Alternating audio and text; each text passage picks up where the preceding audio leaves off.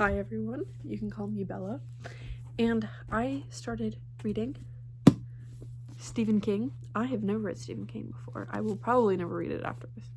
I actually have to read this for school. This is a school project, and I'm actually not reading all of the stories in this book. I'm actually just reading Rita Hayworth and Shawshank Redemption, because then we're watching the movie at school. And so I figured, since I'm reading it, I might as well bring you along anyways.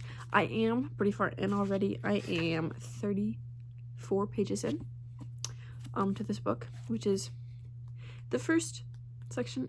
If you've never read Stephen King before, this is all I'm going to be reading for class. This is it.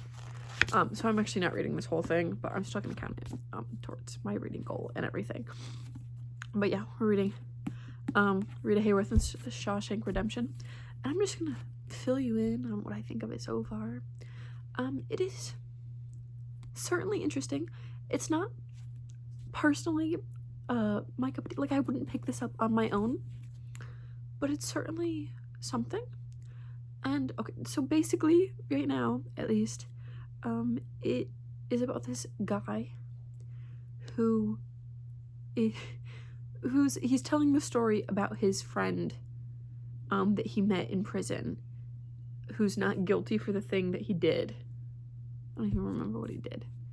But he's not guilty for the thing that he did. I think he was committed for killing his wife and his wife's lover.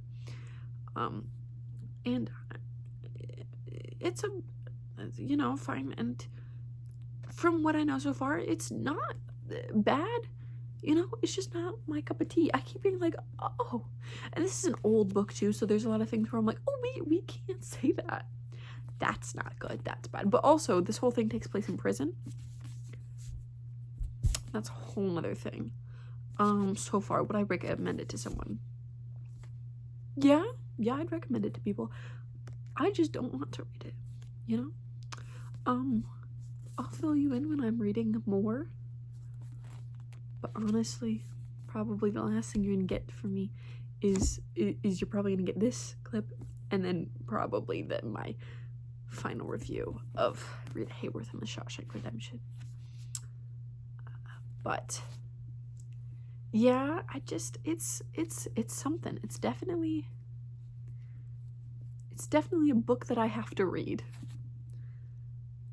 But that's all right. I'm more excited to watch the movie.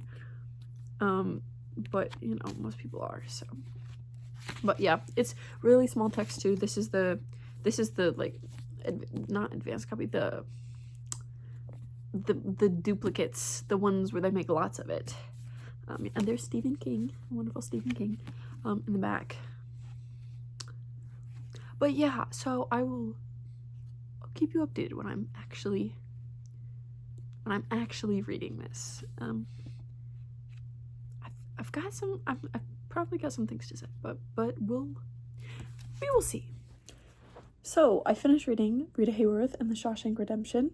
I do not have the book with me. I had to return it to my school, sadly. My next book from the school is Peter Pan, though, so that'll be fine. But I finished reading Rita Hayworth and the Shawshank Redemption, and I gotta say, it was a lot better than I thought it was going to be.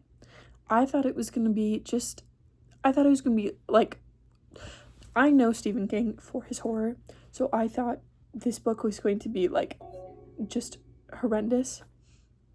But it was not.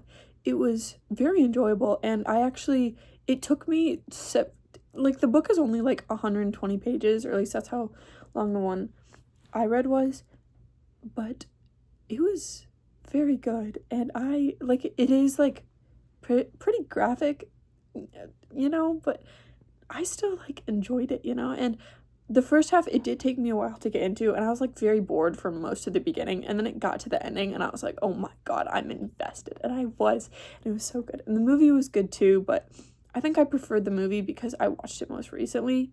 But the book was so good, and yeah, I loved it. I loved the way that I love the way that it took him so long to escape, and I love all the reasonings behind everything, and I loved all the characters. I loved Red. I loved I loved Andy. I loved them all.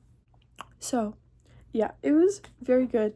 Yeah, for as much as I can remember from when I read it, was Andy gets sent to prison for something that he didn't do, and his whole story is his 19-year preparing for an escape, and it's told in Red's perspective, which is his friend that he meets in prison. And Red is just telling him, well, Andy did this, and everything's told from Red's perspective, so you actually don't know what Andy's thinking about any of this, but you're told to trust Red because, like, that's his best friend, and eventually you do, and you're like, oh my god, this is, like, I believe everything Red is saying, and it's so good, and you just, by the end of the book, you're just like, you know, I'm glad I'm glad he escaped, I'm glad he finally glad he got what he wanted, like, it's so good, and yeah, obviously I didn't have any clips of me reading this, but I did thoroughly enjoy it. I was half asleep during, like, the middle section of the book, but once I got to, like, the last 40 pages, I was like, this book is so good, and I was rushing through it because I was like, I need to get this done, not because it's due, but because it's so good. I loved the way he escaped. I loved all of the characters. I loved the warden. He was great. Yeah, it was so good. The sisters did creep me out for the majority of the book. Like, I can handle stuff like that, but they were creeping me out a bit, and I was just like, can we move on? But it was good, and I thoroughly enjoyed it, and yeah, I hope you eventually get to read this. If you've seen the movie, it's basically the same as the book. If you read the book to get any new information, you're not really getting any new information because they're the same thing.